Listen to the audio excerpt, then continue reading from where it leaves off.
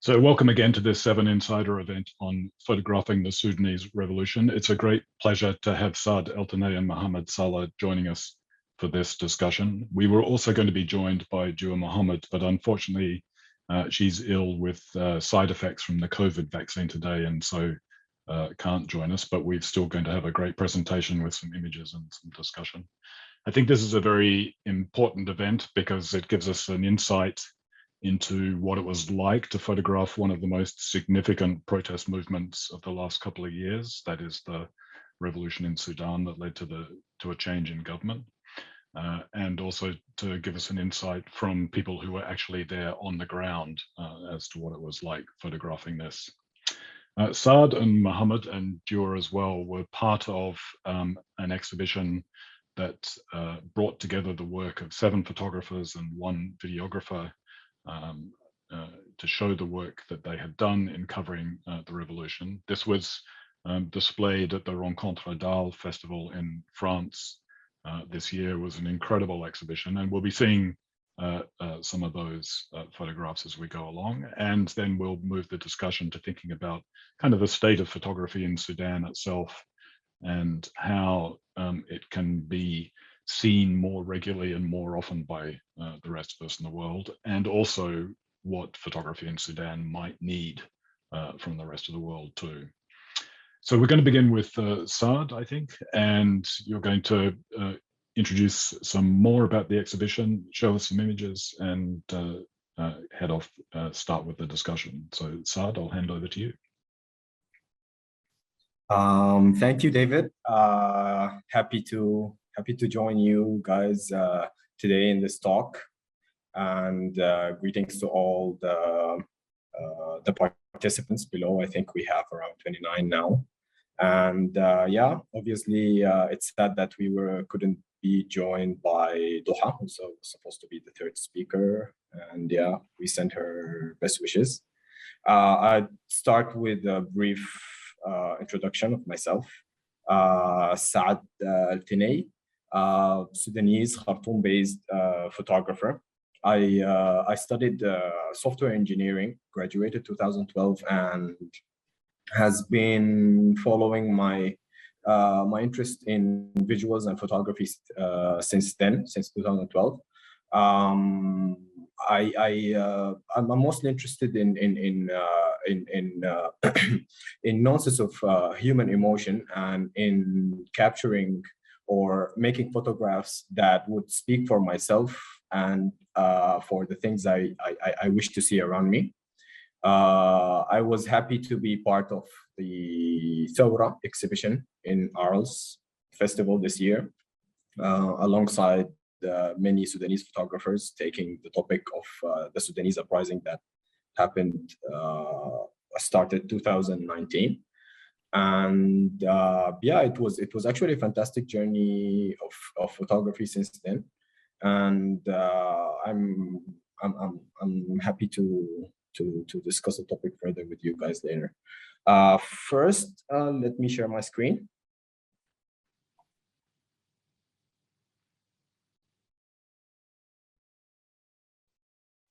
Can you confirm when it's visible? We can see that. All right. Obviously, we have our friend Duha who's supposed to be here. We will still take the opportunity to show her photos as well. Great. And meanwhile, I can also start giving a little background about the Sudanese revolution and the event that happened. So before 2019, Sudan has been subject to a long-term ideological dictatorship that have probably devastated the country in so many ways. And maybe I can only speak about how that affected arts and photography in general, as these topics were definitely sidelined a lot and sometimes even fought by the regime and its arms to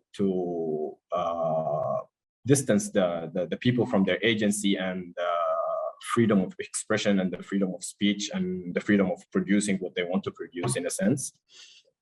And obviously, the revolution itself, I would say that it was definitely ongoing for a quick while before the uprising that happened in 2019, different forms of protest, different forms of revolutionary acts that has been building up. But obviously, things were took to a new level on the 6th of April, 2020, when the masses of people managed to form a sit-in in front of the military headquarters in Khartoum. And to be honest, it was a big changing point for everyone, and specifically for myself, in the terms of having hope after being born within a dictatorship and not knowing anything but dictatorship rule. It was a very massive change, especially on the inside, I would say, when hope for change and hope for better started being not something that is as far as a dream, but something that maybe I and the people around me could work to make it happen. The sitting continued for almost 2 months until being violently dispersed by militias, and from that point, people continued to protest until a transitional government was formed in alliance between the military and some civil components. And it's debatable how everybody feels about this transitional government at the moment and how things are unfolding politically right now. But from my side, I would definitely say that this is all part of a revolution that I would love to emphasize that it's ongoing and it's still happening, and it has its ongoing impact on people, I assume. During the period of the sit-in, myself and I also think lots of many photographers have found the space to take more photos, as this was it was not entirely safe to walk around with a camera before, and it was not a very comfortable experience taking photos in public. And after 30 years of dictatorship, it was even, I would say, distance a little bit the culture of photography and arts in general in the street, not even if you're confronted with authorities. No, it was in general difficult to be around the camera. And this has changed a lot, especially in the sit-in, which many people describe as a mini country where their goals for freedom and change are partially available for them to practice. And many photographs were taken during the sit-in, and lots of photos were produced and consumed, obviously online and in many ways. And it was the same for me. The time I spent during the sit-in, I had lots of opportunities to go around and photograph, and it started a wonderful journey of being part of the revolution through the photos, and exploring the meaning of the revolution to myself as well along the way. So after I'm not sure exactly, I can remember the date, but after the events, we came together with Duha, the photographer who was supposed to be here, that I'm supposed to be showing you her photos right now, to take part in an exhibition called Thawra that would eventually lead us to be part of Arles Photo Festival, alongside the photographers that I would love to mention their names to you now. Ahmed Annu, Duha Ahmed, who was a participant photographer and a co-curator of the exhibition, along with Juliet Agnel. We have Suha Barakat, Ula Usman, Muhammad, who's present here, Muhammed Salah, Ithaf Jubara, and Hin Medeb, and Ala Jafar. Thanks and shout out to all of those friends if they're listening. And yeah, it was the exhibition was basically an attempt to paint an image to tell to bring up the news and information about what happened in Sudan to an international audience, and visions from all the photographers were combined together to do so. And to be honestly, I can only speak for my experience from us. It was very interesting being in a place where photography culture is I think very intense, and conversations about photography are basically everywhere. And it was a very strong, very interesting perspective for me to be part of it and be part of a very well produced exhibition, which is something I wouldn't usually get access to do back home. And it also kind of shed a light on many issues about the way I find myself represented as a photographer from Sudan. And also it shed a light on the distance I feel from the entire we could say like international photography community. So yeah, it was definitely a great experience. Would you like to add something, Mohammed?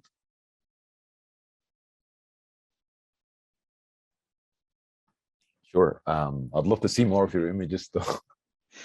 Yes, I'm sorry for not. I'll keep moving them around now.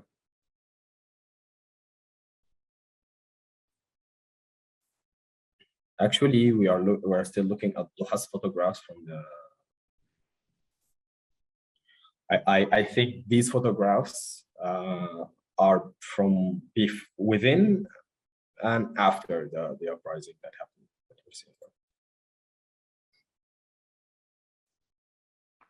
So while we're looking at those, can I ask one question, Saad? Were you and Muhammad and the others, were you professional photographers who then participated in the revolution? I was interested in your comment where you said it was you experienced the revolution through photography and then the role of photography in the revolution itself. Can you say a little bit more about whether you thought of yourselves there as photographing the revolution or participating in the revolution with photographs, and the difference there?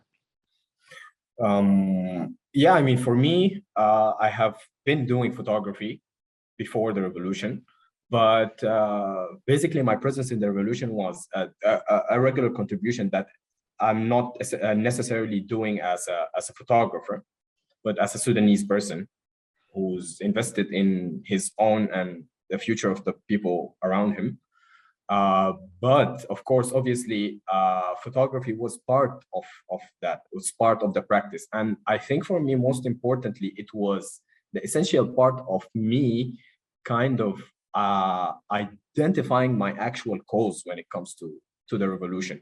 It's obviously masses of people with many intentions. And I think I found myself walking a journey from even just contributing because I don't want to be out of it to more like falling in love and really understanding the impact that could happen. And I think photography, the same way it did before the revolution, it helped me navigate the way I feel, and it helped me navigate what sort of aware contribution I can make.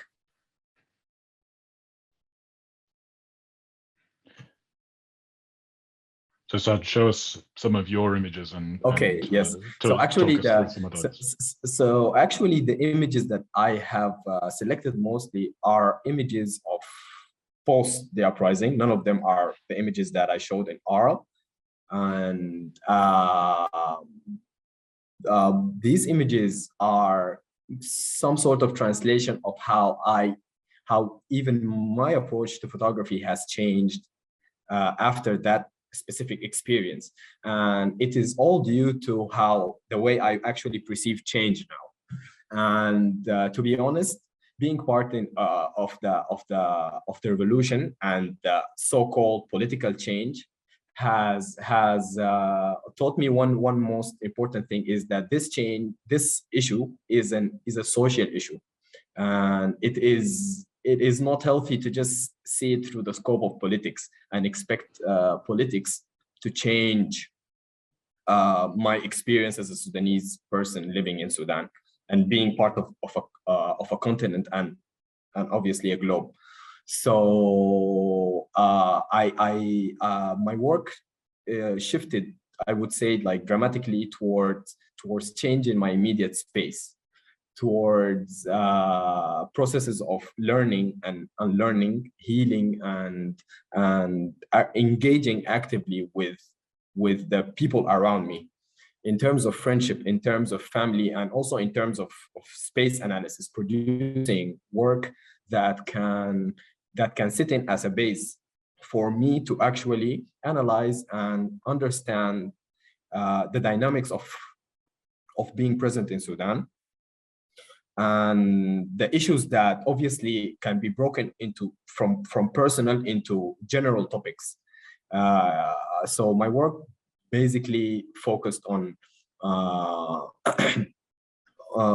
the family, friend, direct relationships side, and how these things can be handled with the same mentality that the entire revolution was handled. And I was also interested in the urban space around me and what it tells about the collective the collective emotion of people, in terms of people fearing, people feeling fear, people being unwilling to invest in a cause that is more general, and so on. So just a small technical point, you might just need to move your cursor. The word cancel appears on some of the photos. Okay. I don't know. I don't. Oops. Hopefully that doesn't cancel everything for you.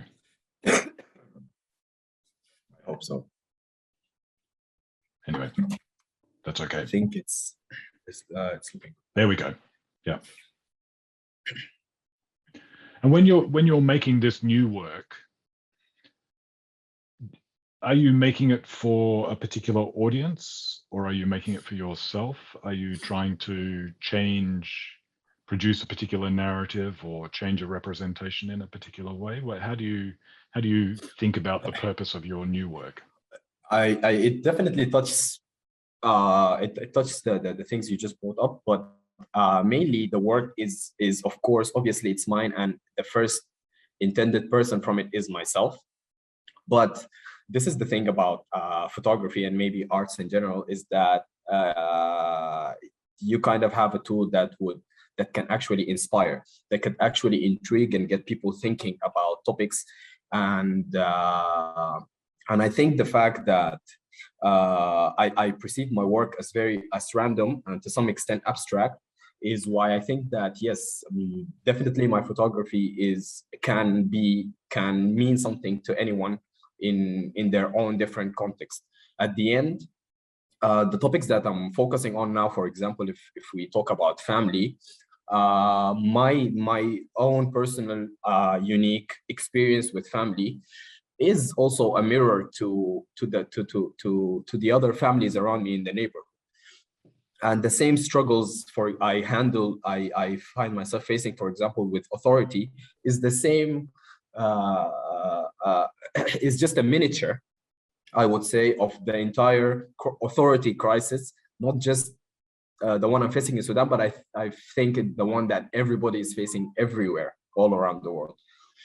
So I think what I appreciate about my work the most is that it is all the way there between very personal and very specific, and subject to my own context, and at the same time abstract enough for people to relate to it. in a way. Yeah, great. I'll try to work my fingers around and show you my photos and Duha's again. I haven't been doing that very well.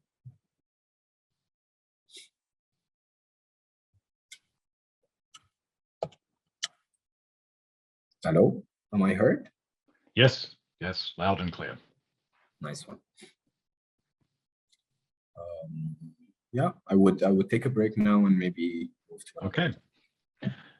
Muhammad, over to you. Perhaps you could also tell us a little bit about your background, how you came to be part of the group that was in the exhibition, and then talk us through some of your images.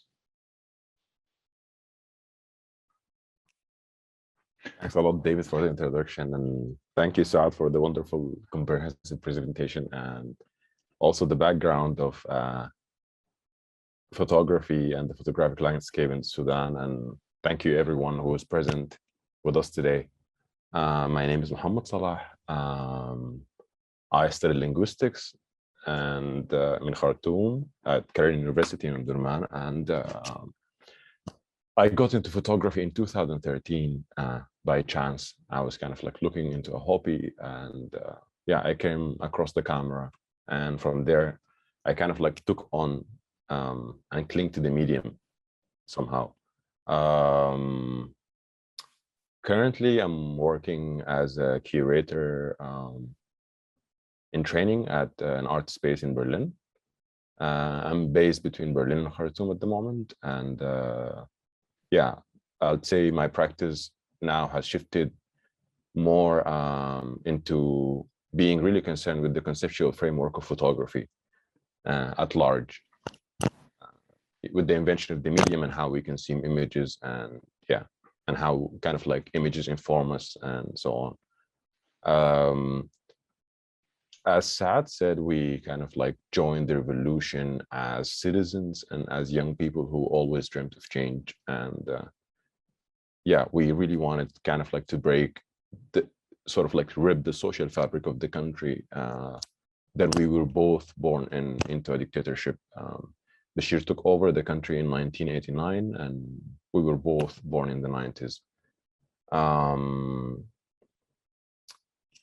So Sudan is a very complex case in terms of its history, political history as well.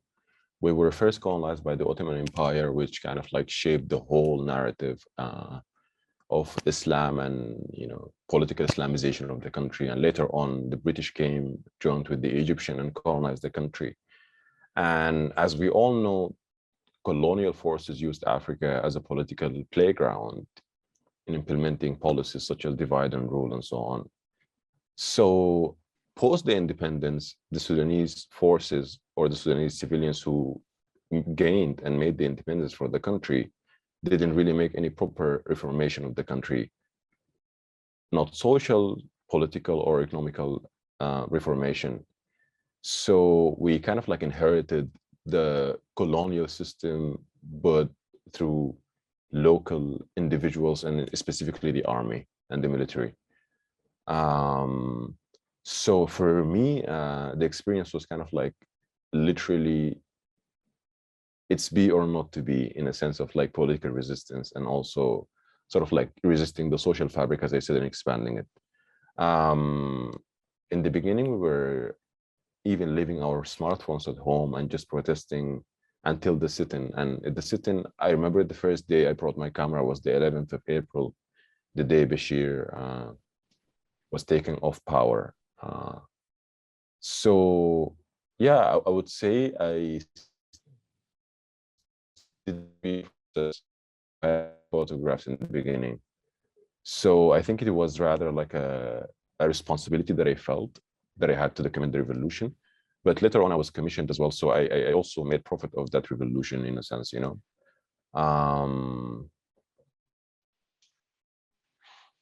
So Muhammad, I moved to Berlin and the exhibition happened, and my fellow photographers.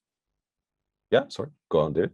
I was just going to say, Saad, perhaps you could end your screen share, and Muhammad, you could put up your images so we could go through those as you're talking. Sure, yeah. Yeah. Yes, I just did, so you can go ahead. Yes. Excellent. Can you see?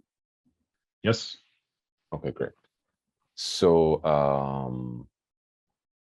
yeah, so I basically was commissioned to do some work for a few international magazines, Washington Post and Financial Times and so on.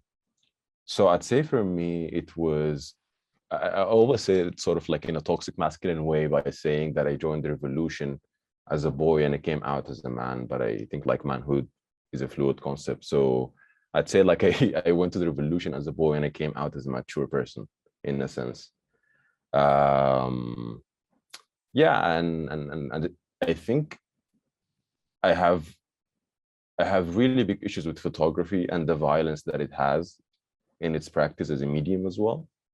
So I'd say the experience with the revolution kind of like balanced the power dynamics that I have with the camera in a sense. I remember these times when I took photographs of the army people and the military, and they were kind of like, you know, saluting me and posing me because I had the camera, you know, because I literally had the power to capture them, you know, in a sense.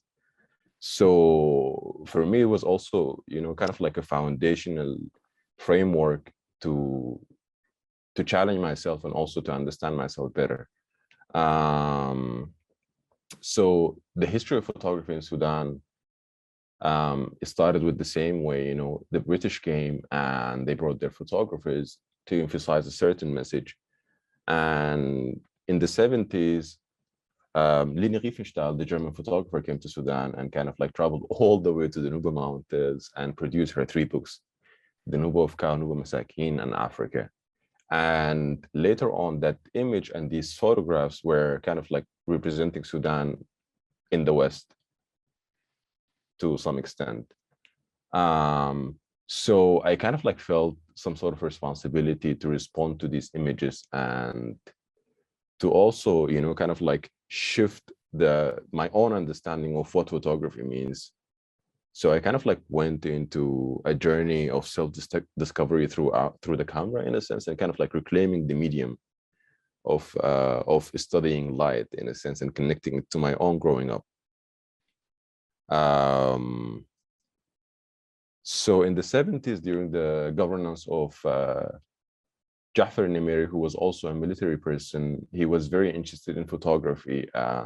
So he trained lots of photographers, in every ministry in every state has a photographer. These photographers made images and documented every ceremony, be it governmental, be it administrational or social.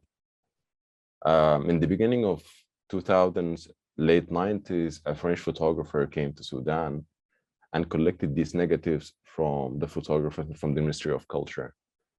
So to speak, at the moment, we don't have any archive that sort of like tells the history of photography in the country.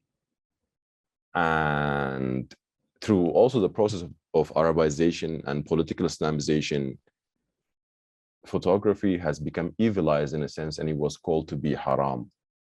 So to be practicing arts in a sense was kind of like a revolutionary act in the first place, being called, it's either like, to be called an artist is to be called insane, you know, insanity as well as fluid concept. So I'd say like this is my kind of like my take on the topic and my approach to photographs and photography. So it's interesting that photography arrives in Sudan as part of the colonial enterprise. It's then, as you say, haram and not permitted by a post-colonial administration, a Sudanese post-colonial administration, and you're taking it up as kind of a weapon against both the colonial memory or lack of it and the contemporary practice. I mean, what does that tell you about photography itself? Because a lot of the critiques are photography is colonial, that's it. Do you see it as having potential to be anti-colonial? Do you see it as a tool for resistance? How do you conceive of photography itself? I mean, absolutely. At the end of the day, the military is a colonial power, right? I mean, the formation of military, the concept of militarization is a colonial concept. So for me to have a camera and confront this body is a revolutionary act in the first place.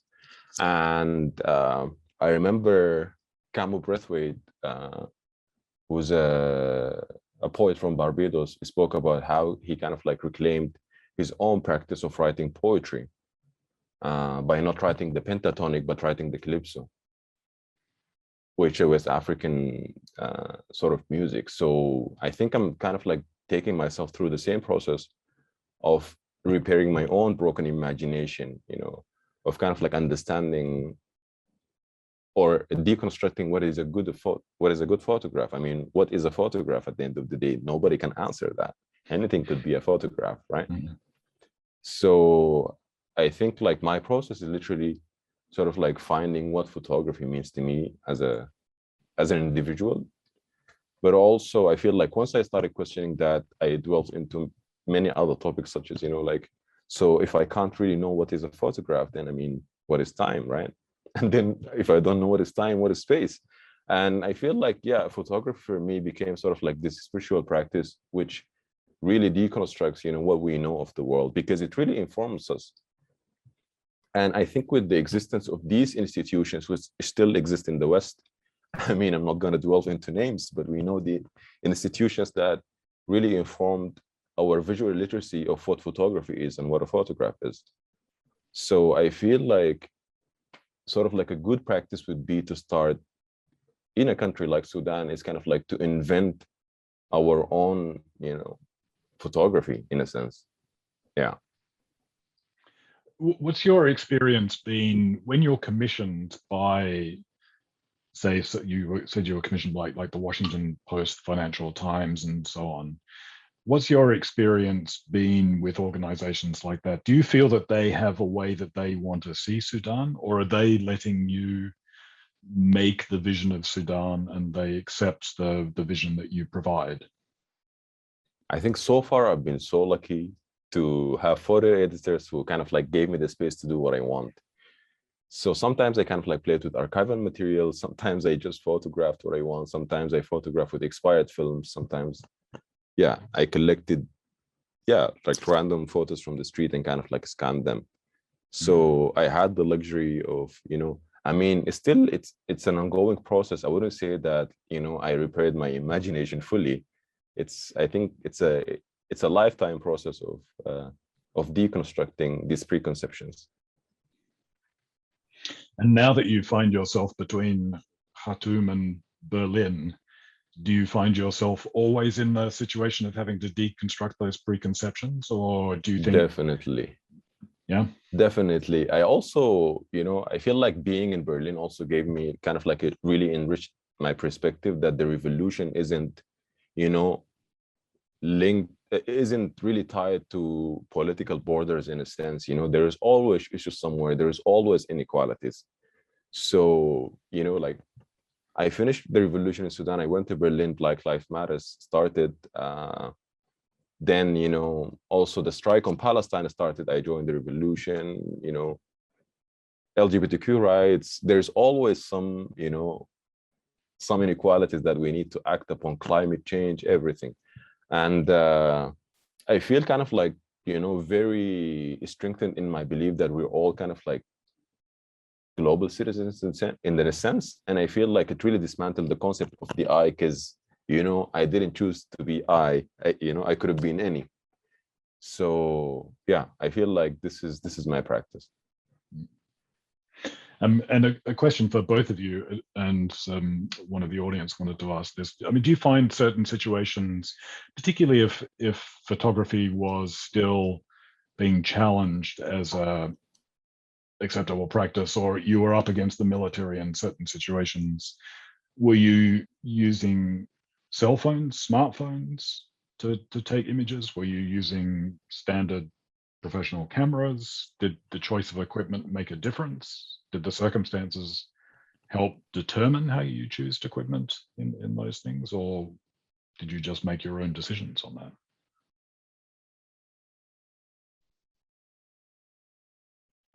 I'll answer my part, and I think I'll give the chance to Saad as well to respond.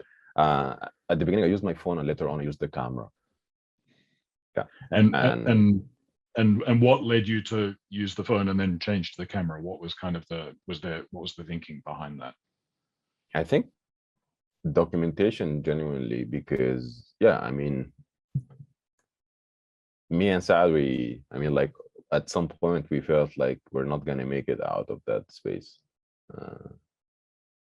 So yeah, I feel like the responsibility kind of like passed our own capacities as well.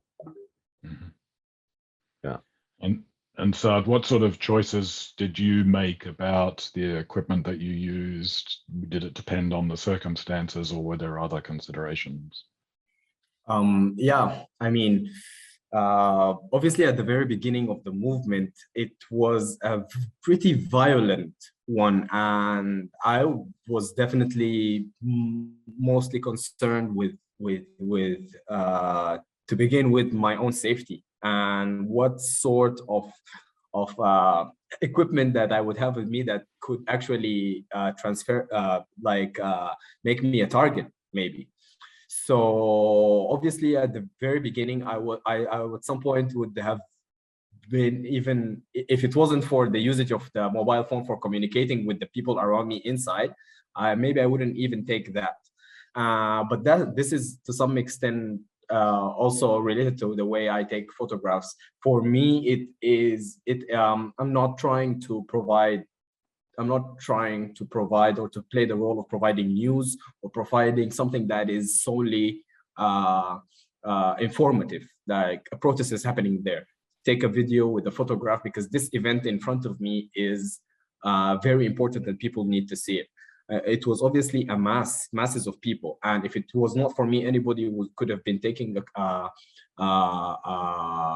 his phone to document a very specific event that's going on. But this is not the way I see things. When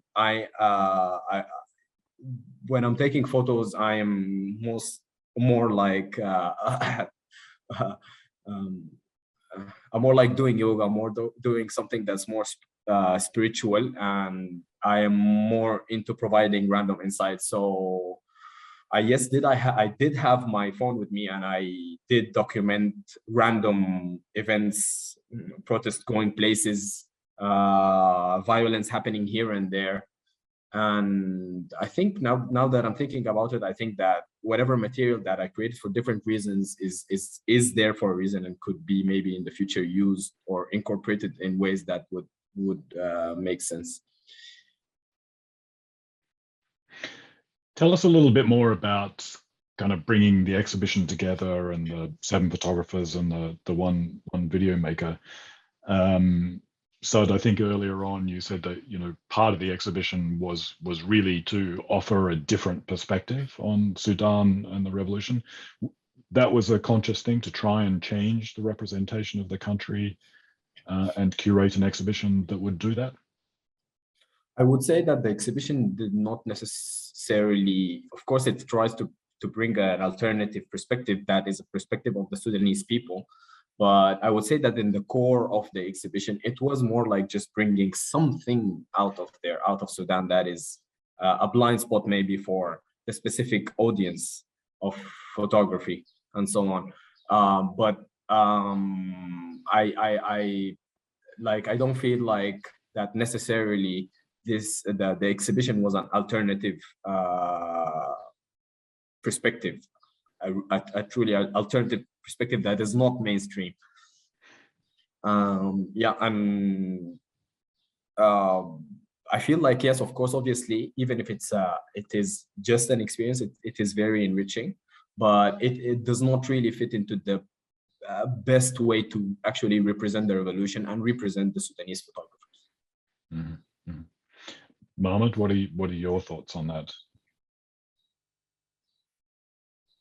I 100% agree with Saad fully, and yeah, I think the exhibition was a good start, but it really didn't, you know, do fair to the revolution or to the country as well. And yeah, I feel like so many elements and context of the revolution is kind of like missed, especially such as like sound and spoken word and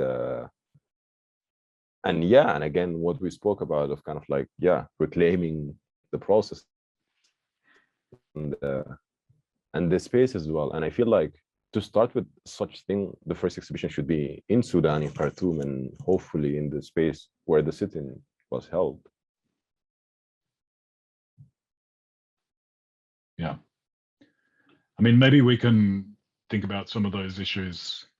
We talked about this a little earlier, but if I share this image, this is the World Press photo of the year 2020, and it's taken by a Japanese photographer, Yasuyoshi Chiba, working for Agence France Presse.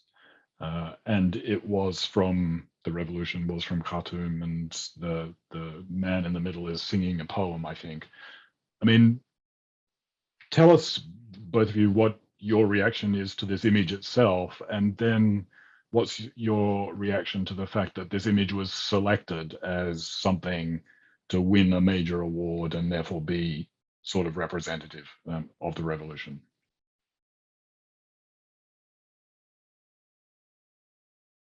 Saad, Mohammed, do you want to go first? Yeah, I would go. Actually, I haven't thought about. I did know about the image and it winning a prize and so on, and the fact that obviously at the time we saw around many photographers coming through commissions from all around the world. But I think my biggest take on this would be that the fact that mainstream media in general tries to sell the revolution in a sense, and to take such photographs and to mark that this revolution has actually succeeded, and to communicate this to public. And also I would also not really be like the fact that a photograph can actually win a prize or win something over other photographs. That doesn't really make that much sense to me, because I think each photograph, each set of pixels aligned in an array does have a lot to say in this or that specific context. But my biggest problem that is about this topic and with photography in general is that there's such photos, even the exhibition in Arles. It's good that you brought this topic, is kind of like a way that presents the revolution as that, yes, it has ended and they have succeeded, and now we should feel either sorry or we should feel either like celebrate this heroic action. But in essence, the revolution is basically everywhere, and the revolution is ongoing. It's a process. And I would think again when I would do something like this to kind of give myself agency to mark that it has ended, it has succeeded, congratulations, or I'm sorry, or whatever source of reaction that I could get. Would you like to add something, Muhammad?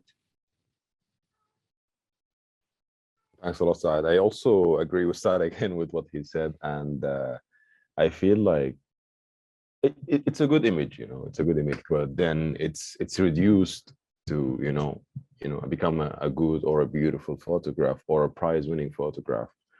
And I mean, I wonder what is a beautiful photograph is. And there is a saying that it's better to photograph your backyard better than someone else. And I feel like for me to kind of like look at the image visually, it might be pleasing, but I mean the context behind it matters way more to me than what appears to be in the visuals.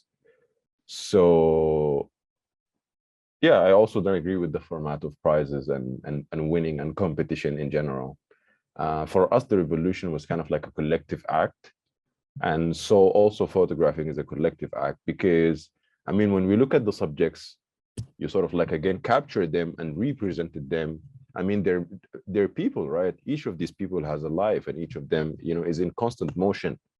So when you kind of like take them out of context, the act of commodifying, turning the people into things and kind of like selling them is, it really goes against kind of like, the whole concept of a revolution in a sense. So I guess that's all I have to say. We've got a couple of questions coming in from the audience. I'll pose those to you.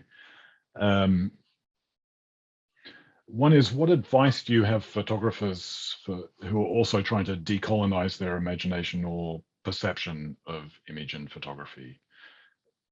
What do you recommend when creating the images so as not to create colonial images?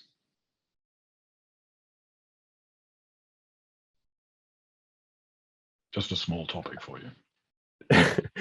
I think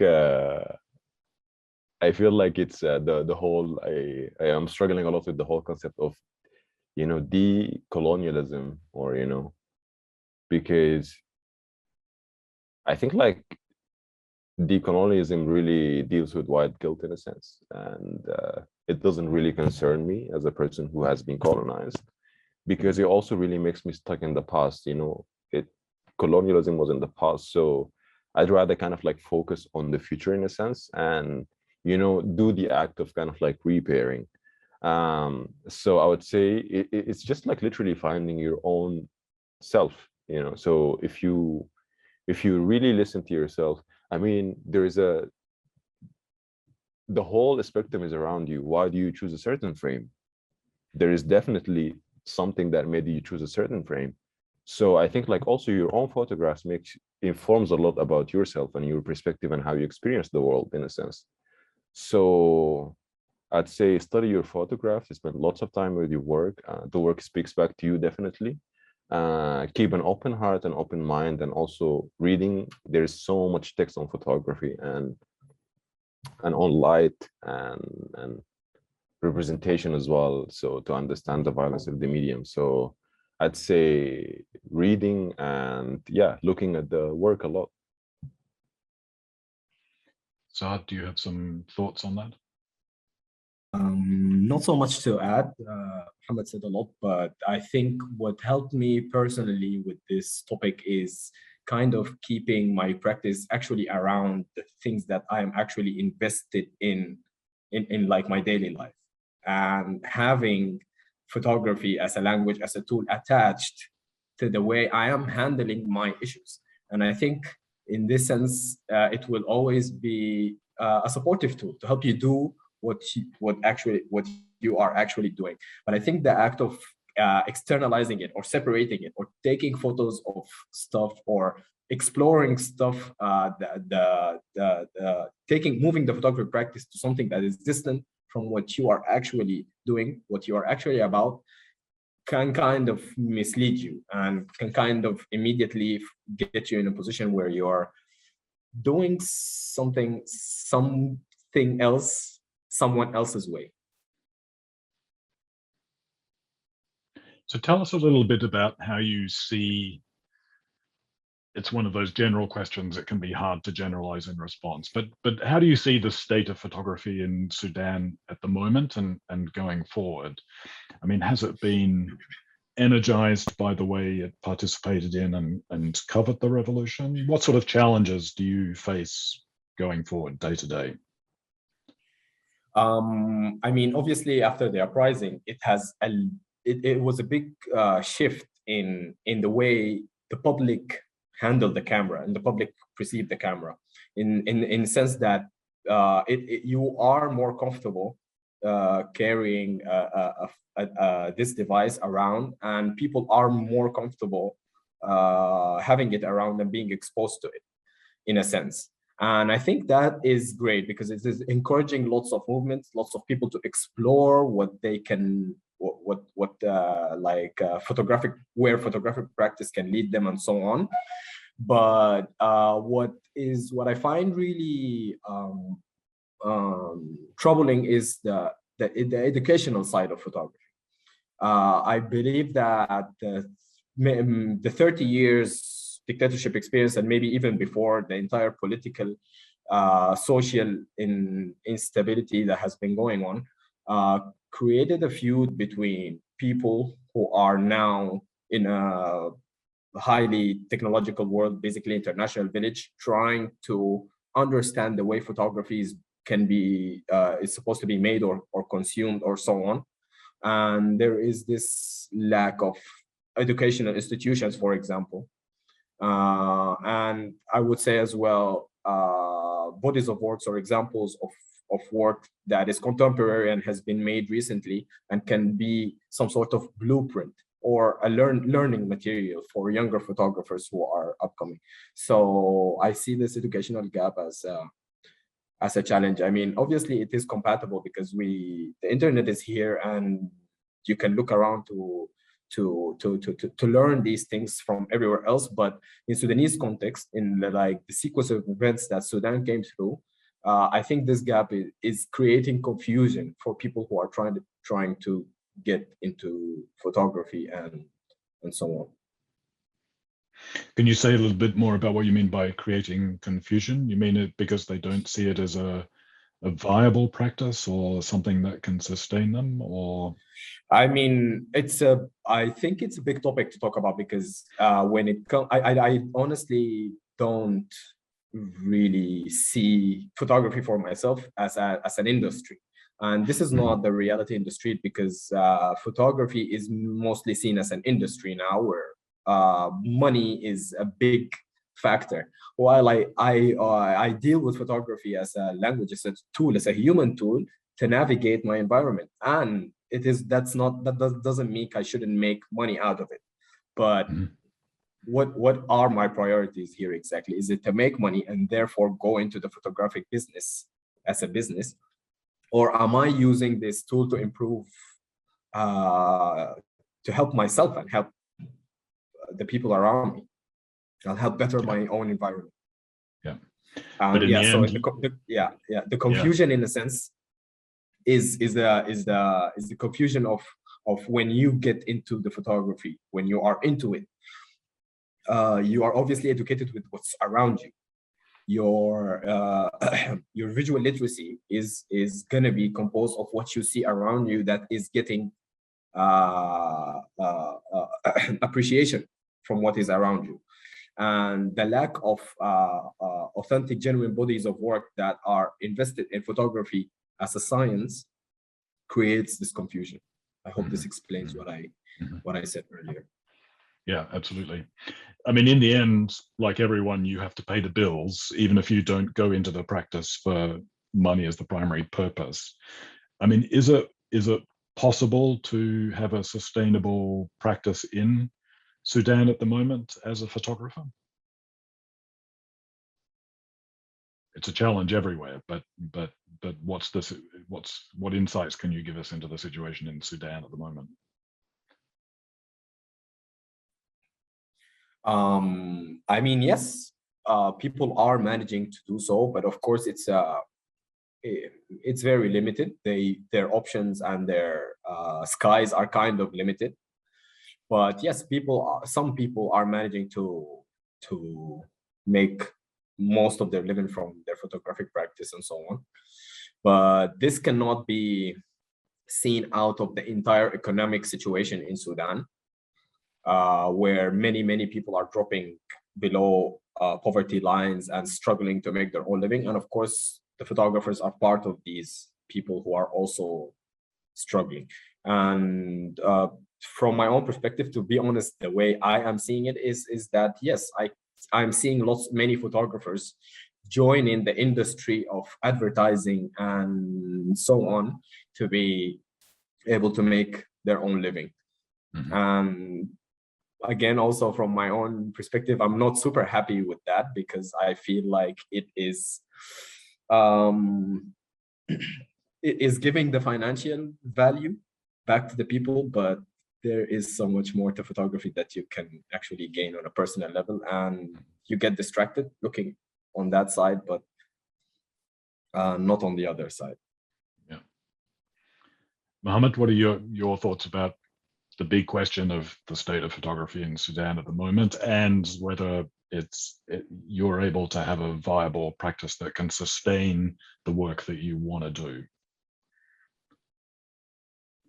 I think my position at the moment kind of like changed really,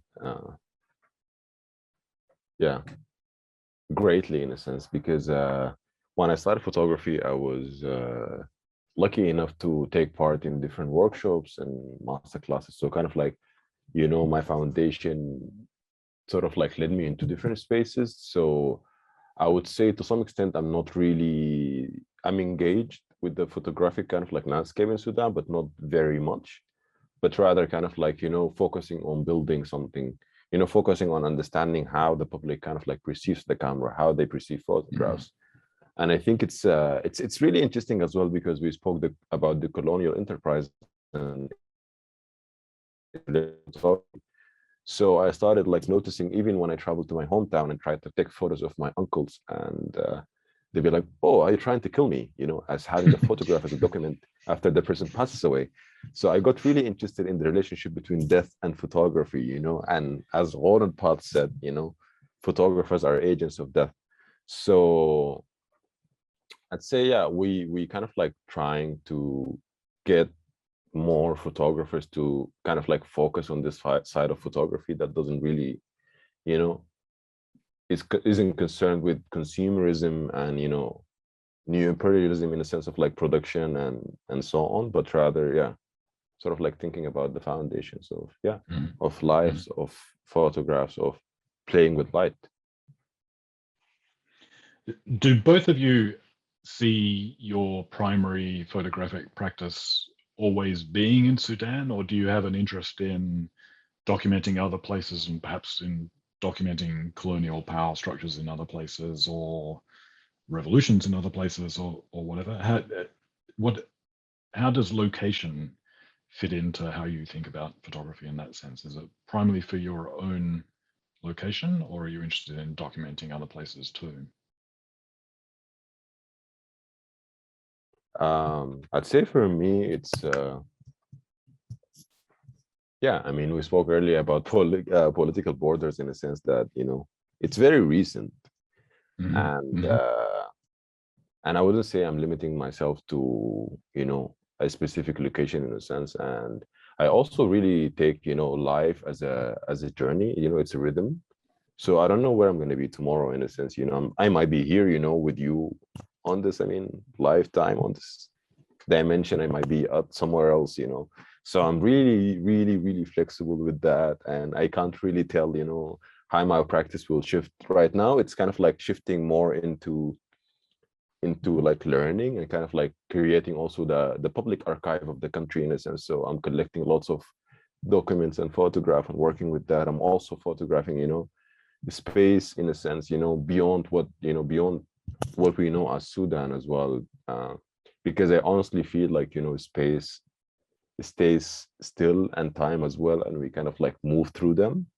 So I'm just taking my own pace and enjoying my own process, even though it's really painful sometimes. And I'm not limiting myself to a location or a time. How about you, Saad? I mean, to me, it is all about the way I see photography. So I see it as this little friend that is always beside me to take care of my own emotions and whatever space I navigate. So as long as this revolution is internalized, then it is inside of me, and I'm taking it wherever I go, and I'm using this tool to either understand it or inspire people about it or whatever I am actually doing. So photography is going with me wherever I am. And the geographical place where I'm in is the change of circumstances. But at the end, I'm revolting.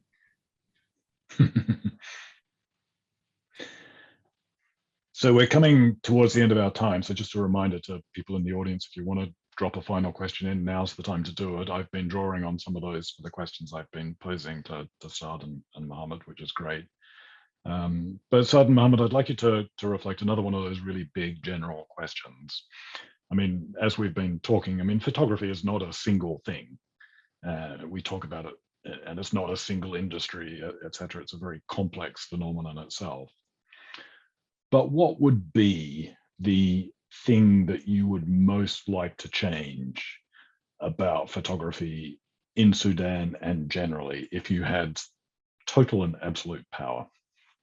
What would be the thing that you would most like to change or to reform?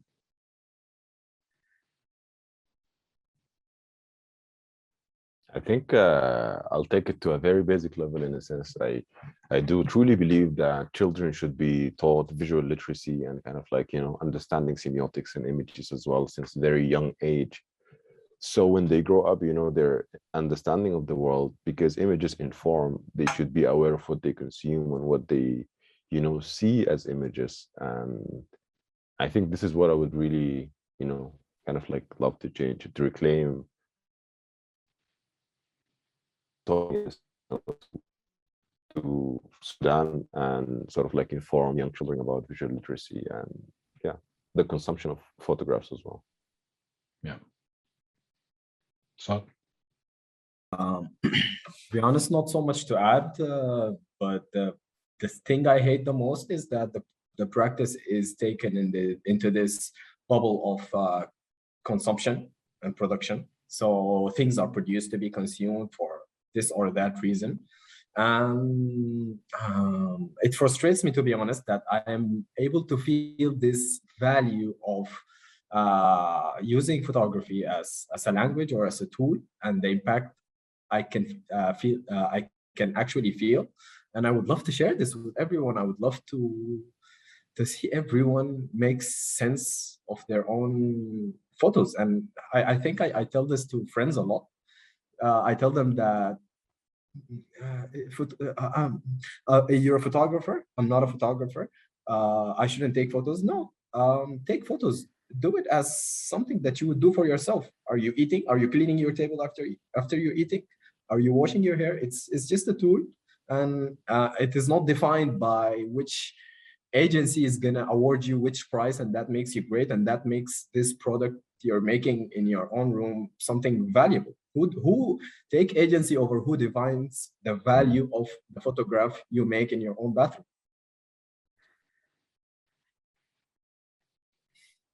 and I think that's probably a good way to conclude. That's actually a really important message. Thanks. So Saad and Muhammad, thank you so much for your time and giving us an insights. And we hope this conversation will continue later too, and that we can do some other things together. We have been recording this as we do with our events. So we post these online a few days after the event itself. And if you're watching this online now, you're benefiting from that because you will see this in the recording. But that means these events can have an afterlife beyond the live moment too.